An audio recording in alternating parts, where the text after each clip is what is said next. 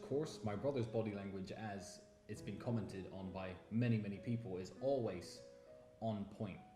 But I'm here today to talk about how you and your best friend, your brother, your companion, whoever you like to hang out with, how your body language can complement each other. Now, the main reason for this isn't to be combat ready, as Andrew touched on in a previous video, but it's more to avoid confrontation. Now, me and Andrew are very controversial characters. Almost nobody who knows who we are likes us. Few people, you're one of the elite, the people who actually understand what we're talking about and like what we have to say, but most people don't.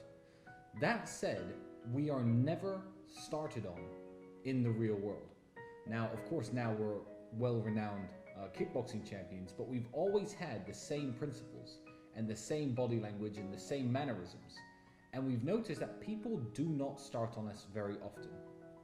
And the best way to avoid conflict and to avoid combat is to be perceptive. There was a very famous experiment actually done in India where tiger attacks on Indian miners were completely going crazy. And the solution they came to avoid tigers attacking the miners was these miners would take human-faced masks with this mask on the back of their head.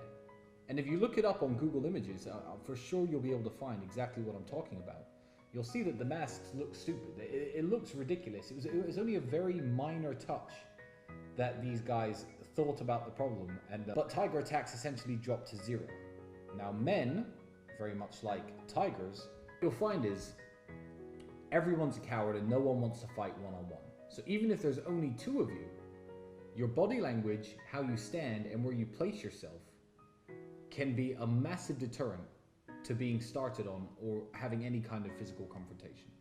Now, in school, they teach you things like a strong handshake, and I'm sure the basis of this is in every single course or guide to body language in the world, but they teach it for the wrong reasons.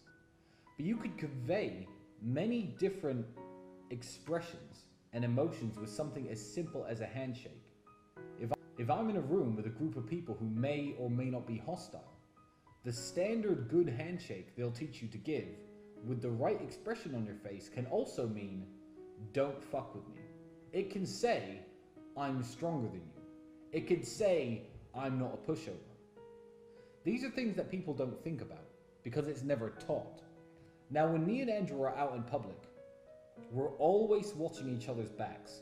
Now, paranoia isn't cool, it isn't sexy, and it isn't really alpha to be paranoid all the time that somebody's going to start on you. Men like me and Andrew behave.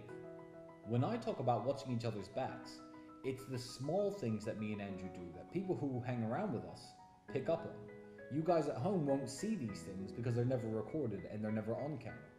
Me and Andrew always sit, for example, across the table from one another, just in case somebody decides to come up from behind and attack us. It's very much like the tiger analogy, wearing the mask on the back of your head. I am his other set of eyes. If Andrew's on a date with a beautiful woman and I'm sitting with my back against the wall and I can see what's going on behind Andrew, Andrew can relax. Andrew can have his good time. He can not worry about looking over his shoulder because, me and Andrew do have a few enemies everywhere, including the city where we live. This doesn't just apply when you're with somebody else, but it can very much apply to yourself. Are you by yourself? Are you in Starbucks getting a coffee, about to do some work on your laptop? Fine. Be very careful about where you sit. Choose somewhere where your back is against the wall. Like right now, I'm sitting in a corner. I can see everything that's going on in the room in front of me. Not because you think somebody's going to come up and attack you, not because you are scared of assailants or muggers or robbers. Just being able to see everything that goes on in the room gives you the chance to react to situations. I guarantee if you were to look at some of the violent, crazy things that have happened in Europe, from bombings to terrorist attacks in the last few years, some of the people who survived because of where they were sitting. And it wasn't chance. A few of the people, I'm sure, were self-aware enough to be perspicacious about their environment, to sit in the corner, to watch what's going on, to be able to react to the environment around.